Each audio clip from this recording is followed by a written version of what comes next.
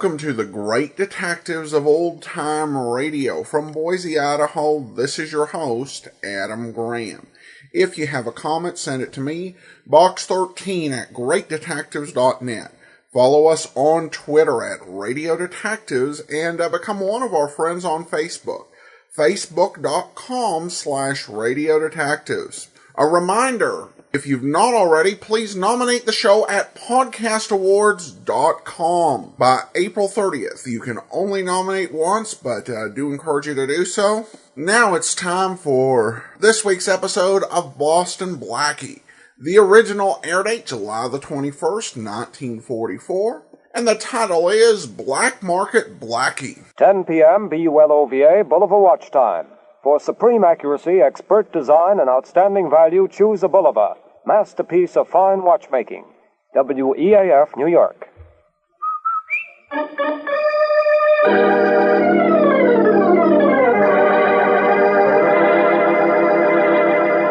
Lever Brothers, makers of Rinso, R-I-N-S-O, Soapy Rich Rinso, presents Boston Blackie, starring Chester Morris.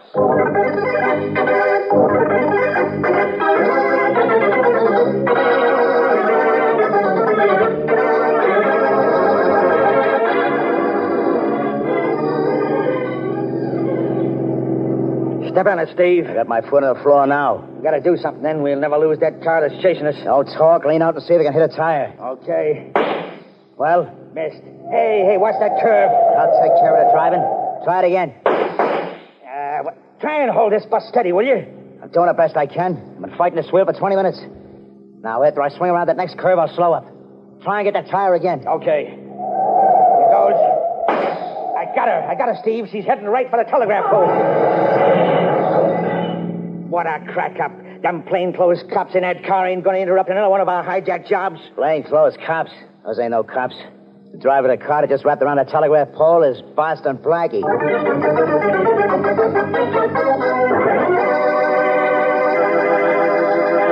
In a moment, we'll meet Boston Blackie, enemy to those who make him an enemy, friend to those who have no friend. But first, a fashion note for summer. The spotlight is certainly on cotton, and that's not just my idea. I was looking through a couple of those fancy fashion magazines, and every page had something about crisp, colorful cotton dresses, cotton evening things, daytime dresses, and so on. Well, speaking from the man's point of view, I'm for it. Those printed cottons are certainly mighty pretty. And speaking from the Soapy Rich Rinso's point of view, it's easy as a breeze to keep them crisp and colorful. Rinso's rich suds are gentle and safe for washable colors, leave their bright colors gay and sparkling week after week. And it's so easy to do a Rinso wash, a short soaking, a few quick finger rubs on extra soiled places, and your clothes are ready to rinse. Really Rinso white and Rinso bright, too. So next wash day, be sure you have Rinso on hand to give you a hand. And now, here is Chester Morris as Boston Blackie.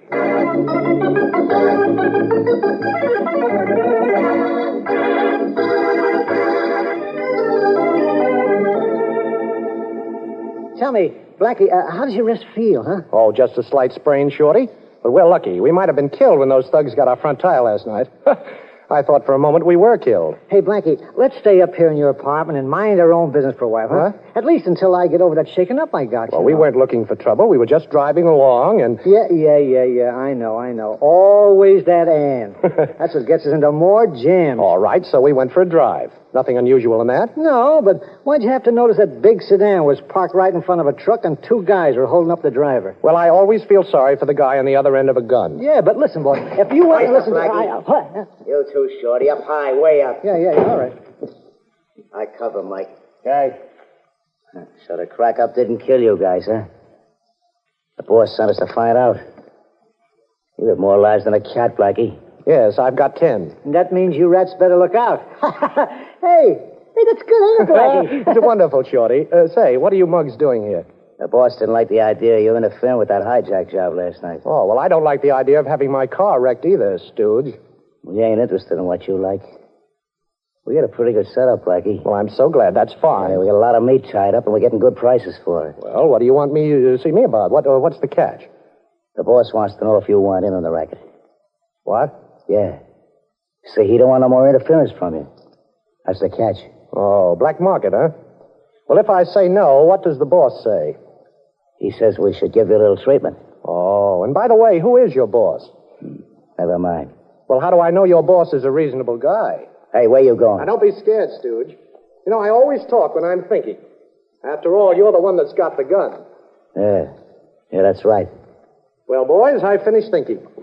I guess I have no choice, huh? Well, tell the boss I'll go along with him. Now you're talking sense. Well, I guess that makes us partners, huh, boys? Say, how about a little drink on that? Yeah, I'll take a snort. Fine. I'm sorry. All I've got is bourbon. That's okay with me. Uh-huh. With soda? Yeah. Well, come on, boys. I'll build you a couple. Say when, Steve. When? Look, I gotta hold this gun on you, Blackie. It ain't that I'm impolite. It's just that I'm careful. You flatter me. How much soda? Gee, I never had it with soda before. Really? You haven't? Well, you're going to get it. All right, give it. All right, Shorty, I'll take care of this one. Okay, boss. Okay, I got his gun. Why, you... All right, take it easy, Steve. Now, cut out the nonsense. I've got your gun. Now, be a good boy. You wanted an answer for your boss, huh? Well, you have it. Now, get out of here. And in the future, boys, remember, never drink during business hours.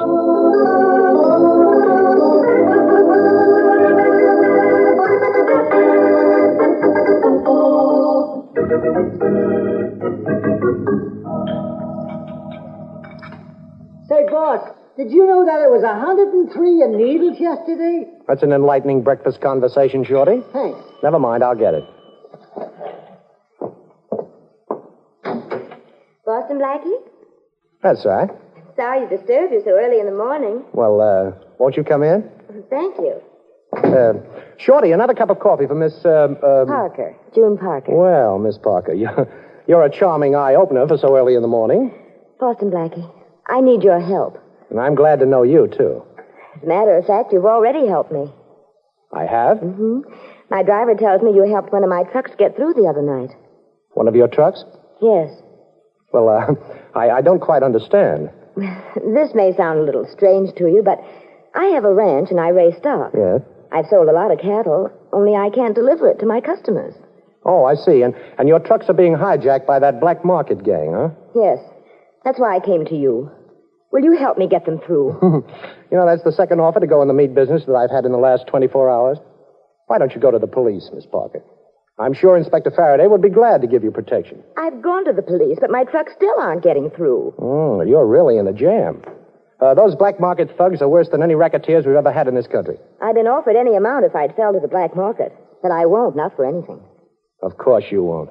Then you'll help me? Now, look, Miss Parker, it isn't only helping you, it's helping me. It's helping everybody. The black market is one of the biggest things we've ever been up against. And you're fighting that black market. You know, you're the kind of a girl who's helping win this war. Coffee's ready, boss. Forget the coffee, Shorty. We've got a job to do. The biggest job we've ever done.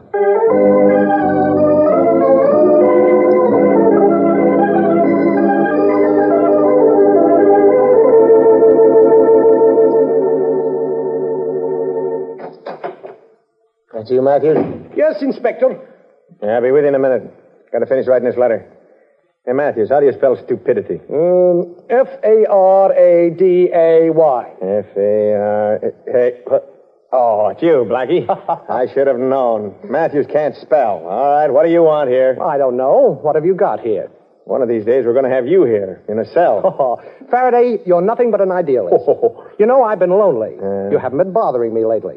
What's the matter? Don't you love me anymore? I love you anyway. I love you like poison ivy. What do you want, Blackie? Well, Faraday, my life has been threatened. I want police protection. You're wonderful. You want police protection, Blackie. Stop Now, it. wait a minute, Faraday. I'm serious. There's a gang after me, and they're not fooling. Poor little Blackie. I'd like to see the gang that you couldn't handle. What is this, a gag? No, wait a minute. I'm on the level. Blackie, you're breaking my heart. You've never been on the level with me in your life, so why should I start believing you now? Oh, so you won't give me police protection, huh? Don't make me laugh. Okay, Faraday. That's all I wanted to know. Blackie wants protection.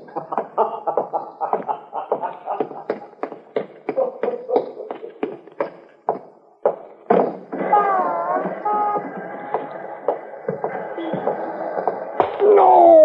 Got him, Mike. Help me get him into the car. Come on. Let's get out of here. Boston Blackie's going for a long trip.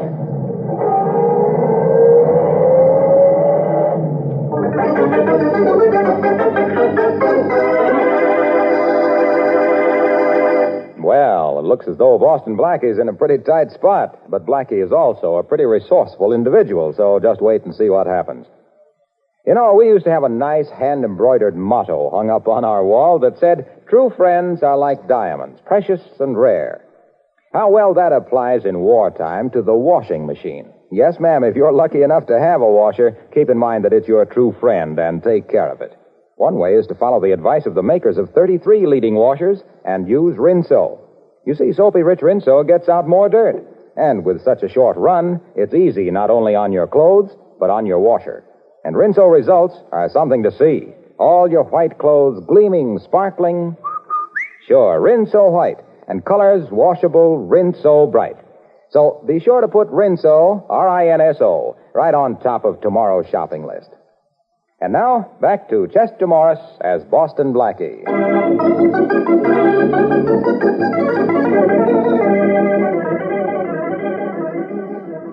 Well, Boston Blackie, intent on breaking up a black market meat ring, was waylaid by thugs as he was leaving police headquarters where Inspector Faraday had just refused him police protection. Blackie has been thrown into a car. Hey, Steve, he's coming too. Must be this country air. Stop the car. Okay, let's get this over with. I'll take the gag out of his mouth. Yeah, nobody can hear him out here. Yeah, thanks, Steve. I want to get my necktie back anyway. The best one I got. My girl gave it to me. She's a redhead. Says it matches her hair. You know, it's too bad she ain't a brunette. You just don't like redheads.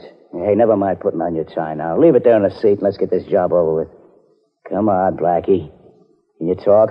Well, what is this, the end of the line? No. This is where we transfer. Okay, boys. What's the score? 2-0, and you're the nothing. Blackie, can you stand up? Well, I'm not so sure. Well, you better stand up while you can, Blackie. You're going to be laying down for a long time. You have a charming sense of humor. You had a chance to join up with us, Blackie. You nixed it, and now you're getting rubbed out. Oh, boss's orders, huh? Yeah, and besides, it gives us a chance to get even for that soda trick yesterday. I see. Get over that fence, Blackie. Say, what is this, an obstacle course? Yeah, and you're the obstacle. Hey, Steve. Hey, what's that over there? Huh? Nothing. It's just a cow. That happens to be the cow's husband, gentlemen. Gee, a bull. Hey, if a bull sees red, he goes crazy. What's the matter? You scared, Mike? Come on, we got to finish our job. Okay, Blackie? Anything you want to say? Any last request? Well, I'd like to start running, gentlemen, if you don't mind, and I'm sure you would, too. What? That bull's coming this way, and fast. Hey, he's after me. Thanks for the gun, Steve. Hey, let's get out of here, will you? Don't worry, Steve. The bull's after Mike. You see, I stuck his own red necktie in his back pocket.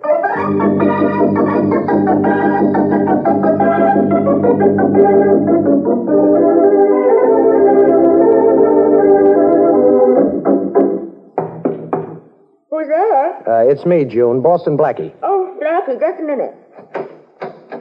Well, please come in. I'm glad to see you, Blackie. Thanks. I'd like some information, June. These gents we're up against are playing a little rough. Oh, Blackie, what happened? Well, I went to Faraday for protection. He didn't believe I needed it. Next thing I knew, I was tapped on the head and ended up in a cow pasture playing matador. Blackie. Now, look, June, all I want to know is just one thing. You told me that somebody tried to get you to sell your cattle to the black market ring. I want to know who that somebody is. Well, I can't tell you. I don't know. If you're being afraid, don't be. I'll see that nothing happens to you. And it's also a little bit important that nothing happens to me, too. Now, look, all I want to know is who approached you on that black market deal? Well, some men who said they represented a Mr. George Williams. Williams? Well, who's he? I don't know him. He has a wholesale meat plant on Johnson Street. Yes. But, Blackie, I've never seen him. Quiet, June. What's the matter? The doorknob, it's turning. Oh. Now, I'll be in back of the door when it opens, but you keep on talking. Okay. But, Blackie, I don't know whether I can go to dinner with you or not. Oh. Okay, drop those guns. Now, drop them fast. I'm right here in back of you. Better drop your gun, too, Steve. Well, you two matadors again, huh? This is getting a little monotonous. How far did that bull chase you this morning? I'm a little fed up with you two guys. June. Yes, Blackie. Take the cord off those drapes. I want to tie up these two bullfighters. Then I've got to go over and see a man by the name of George Williams. Blackie, I'm afraid You don't have to be afraid, June. Oh, when Blackie ties them up, they stay tied. And when I get through with this, you'd better call the police and have them pick up these mugs. And I got to work fast. Hey, Miss Parker. You ain't gonna call no police. What? What do you mean? And besides, you're gonna untie us right now. Or else the boss won't like it. You mean Mr. Williams? No, Miss Parker. You see, Williams ain't his name. His real name is Parker. Parker, yeah. George Parker, your brother. Now, will you untie our hands?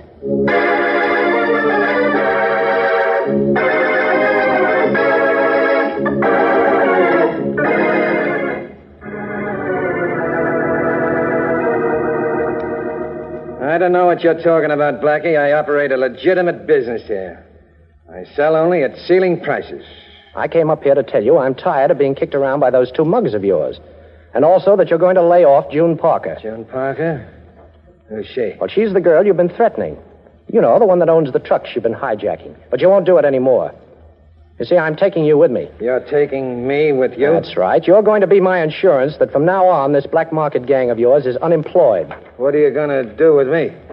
What's he going to do with you? He ain't going to do anything with Faraday, I'm glad you're here. you. Yeah, I'll bet you are. Inspector, my secretary had the good sense to call you.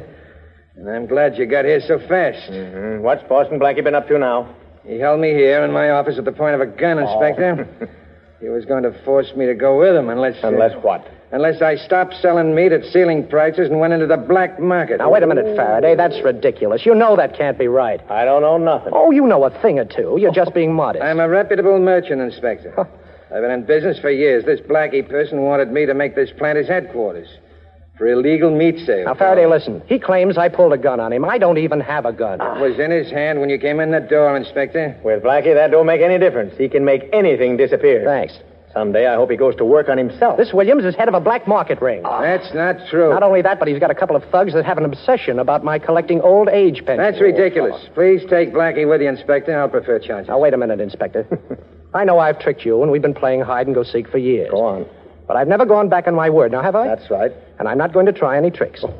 I just want you to come with me to a young lady's apartment. Oh, now, No, Black- really, I want you to meet two friends of Mr. Williams. And if I can't prove that my story is true, well, I'll go downtown with you. Now, nothing could be fairer than that. Sounds all right. But then you can make anything sound okay. You want me to see a gal who'll set me right on this whole thing? That's right. Okay, Blackie. I'll give you a chance to square yourself, but remember, this better not be a runaround.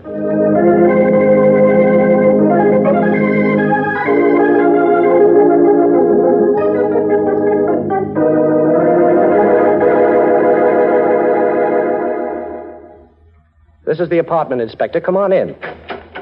Who is it? Oh, it's me, June. It's Blackie. I'm here with Inspector Faraday. Who? Inspector Faraday. Wait a minute. I'm coming. Well, hello. Hello, June. Would you mind telling the inspector about that black market ring that threatened you? What black market ring? Well, you know that the... June. I'm Miss Parker. And who are you? That's all, Blackie. I've heard enough. June. Now, what happened to those two men I left tied up here at your apartment?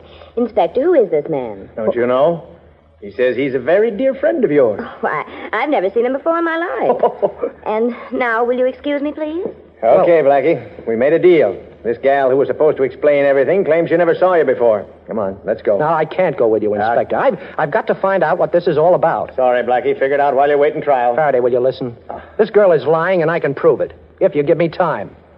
I'll give you time, Blackie. You're coming with me. And keep your hands where I can see them. Now, come on over here to the telephone. I'm going to get you an escort downtown. Okay, Inspector, but you're making a great mistake. According to you, I always make them. So what's the difference? Remember, Blackie, I'm keeping my eye and my gun on you. Get me police headquarters. Blackie, stop playing with that telephone cord. You make me nervous. I'm not playing with it, Inspector. There.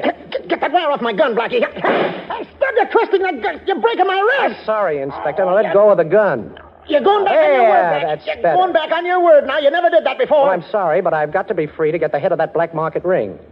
And put a ring right through his nose.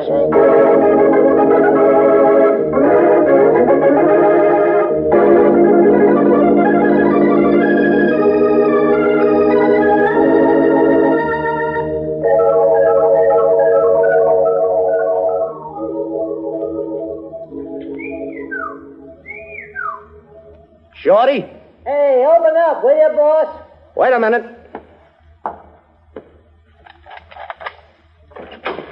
Come in, Shorty. Well, Oh, what are you doing here?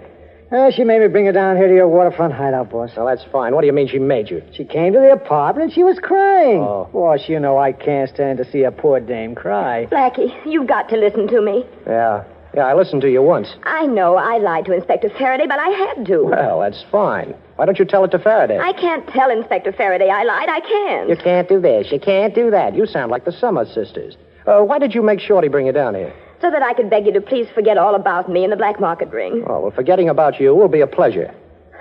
I don't blame you for feeling that way. But believe me, it's for the good of everyone for you to forget about all this. Believe you? Are you kidding? You almost did once. Yeah, I almost died once, too. And I've no desire to try that again, either. You wanted to help me when I was in trouble, Blackie. I'm still in trouble. But the only way you can help me now is to drop this whole black market case. Mm-hmm.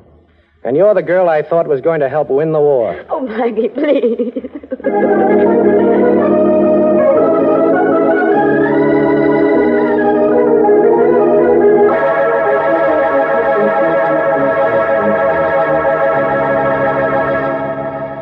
June, there's no point in your coming here to see me. But, George, I didn't even know you were here in the city. And then to find out what you're doing. How in the world did you ever get started on this? Just why should I explain that to you, June? I can't understand you. And Dad couldn't either. When you ran away from the ranch 5 years ago, you broke Dad's heart. And not hearing from you after that didn't help any. I don't see why you should complain. Dad left the ranch to you, didn't he? Yes, but what else could he do? But it's worked out all right anyway. You've done a good job, June, raising good cattle. That's helped me in my business. But black market, George. You call that a business? I don't go for those names. All I know is I'm making money. And incidentally, June, it wasn't in my plans that you should know who I am. And it's your own fault that you do. You got mixed up with this Boston Blackie, and I had something to do about it. Well, this is convenient, finding the two of you here together. Boston Blackie. Blackie. Well, now who wants to talk first? You, Williams? I got nothing to say to you, Boston Blackie. Oh, I see. How about you, June? I can't tell you anything. Well, let me tell you then. Williams, you ought to pick smarter stooges. Or I might say you ought to pick a dumb stooge, one who can't talk. You see, Steve talked. With a little persuasion, of course, but he talked. So, Williams, I know that you're really Parker, June's brother. But, Blackie, And June, that explains a great deal, too. Of course, you made Faraday very happy by pretending not to know me, but you didn't make me very happy. Oh, please, Blackie, you've got to listen to me. Look, I didn't know that my brother was going under the name of Williams. And when I found out, I was so stunned, I didn't know what to do. Except I knew I couldn't turn him over to the police. Now I know he deserves to be. Swell sister I got, huh? Yes, I think so. Blackie, you said it was very convenient having two of us here. Well, I think it's very convenient having the two of you here. And this gun is very convenient, too. Put them up, both of you. Georgie, did anyone ever tell you what happens to little boys who play with fire? Both of you stuck your noses into my business. June always did, and I'm used to that. And anyway, she's my sister, but I don't have to take it from you, Boston Blackie. Well, you have something there, Georgie. Not to mention the gun. June, would you please leave the room? If I'm right in supposing what your charming brother intends to do with me, it won't be very pretty. George, you wouldn't. Now, please, June, do as I say. But, Blackie, Please, June. Oh, it's all my fault. I got you into this. I didn't know that... Oh, my old brother.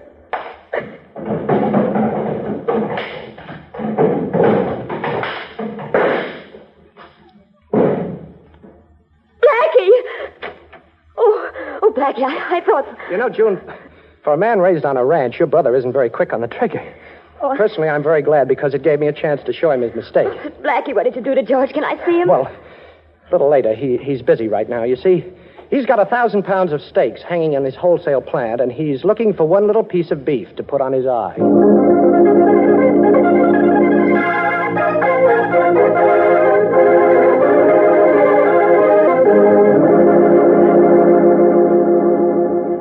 Yeah, Blackie, I guess I'll forget about you going back on your word.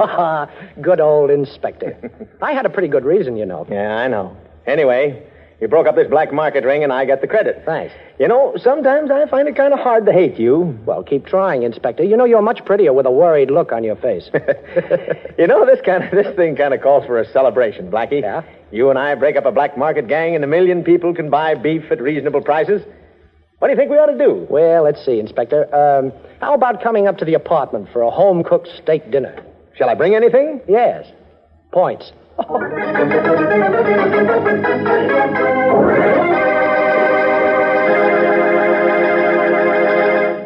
Boston Blackie will be back in just a moment with an interesting preview of next week's program. Meanwhile, let's see now. There are the dishes, the floors, the woodwork, the tiles, sink, windows. Hey, I could keep this up for hours. Listing the jobs that Rinso will make easier for you. Yes, those same soapy rich suds that are such a help when it comes to washing clothes are great for all the soap and water jobs around the house. So be sure to get Rinso tomorrow, ladies, for dishes, housework, and to keep you singing through wash day like this. Rinso, white, Rinso, white, happy little wash day song. Rinso, white, Rinso, white, birdies sing it all day long. Your fine feathered friend has a message to send, so listen, you can't go wrong. Rinso, white, happy little wash day song.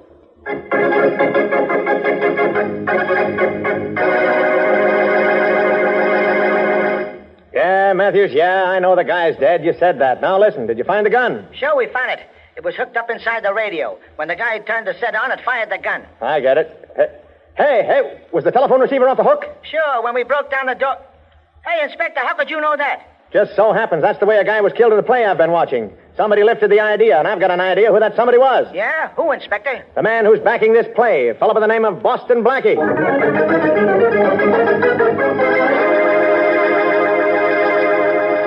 Tough luck, ladies. I mean about choice cuts of lamb going back on rationing. Means you've got to be smarter than ever at figuring ways to fix the meals your families want, especially since you don't have as many points as you used to. Well, the smartest thing to do is to get extra points by turning in waste fats. You know, your meat dealer will give you cash and 2 red points for every pound you turn in. So get going. You'll be doing yourself a favor and your country an important service. For used fats are urgently needed for military medicines, armaments, and a host of things so necessary to win this war.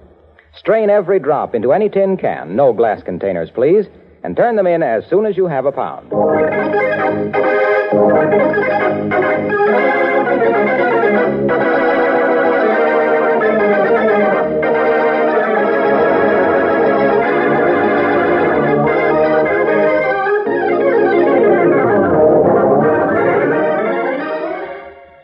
Be sure to listen at this same time next week for another exciting adventure with Boston Blackie.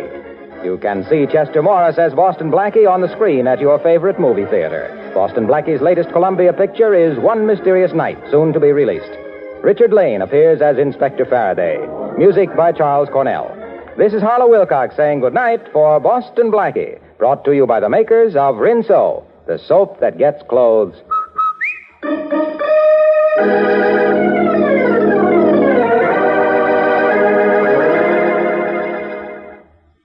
And don't forget, tomorrow, when you ask your grocer for the new Rinso, buy a cake of Lifebuoy at the same time. Lifebuoy's rich, purifying lather goes right after dirt and perspiration, leaves you feeling extra clean. So use Lifebuoy daily in your bath or shower. Remember, it's the only soap especially made to stop... This is the National Broadcasting Company.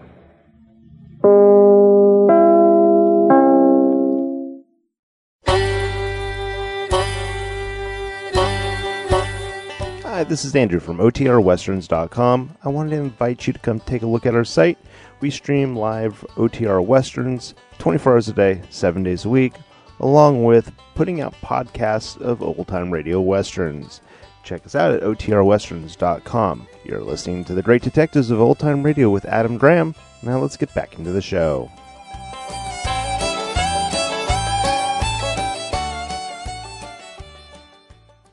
Welcome back.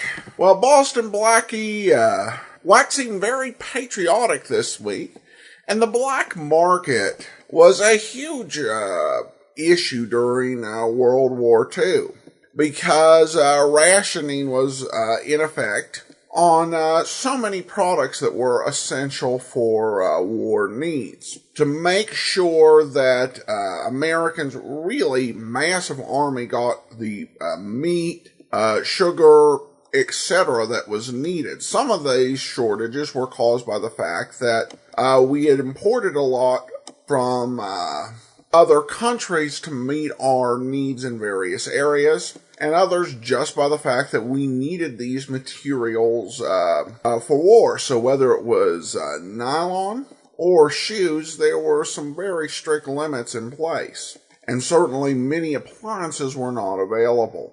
And that's where the black market came in, is they would sell these illegally outside of the rationing system. And if the black market became widespread, it could really undermine the war effort. And so you really saw them taken on, not just by action shows, or detective programs like Boston Blackie, but even by comedy programs. The Green Hornet takes on black marketeers. So this is a very common plot type for during the war. And I think pretty well done. Again, a great deal of charm by Chester Morris here, and a very solid episode. All right, well, that will actually do it for now. Join us back here tomorrow for yours truly, Johnny Dollar, and next Thursday, another episode of Boston Blackie. Reminder, please be sure, if you've not already, to nominate us at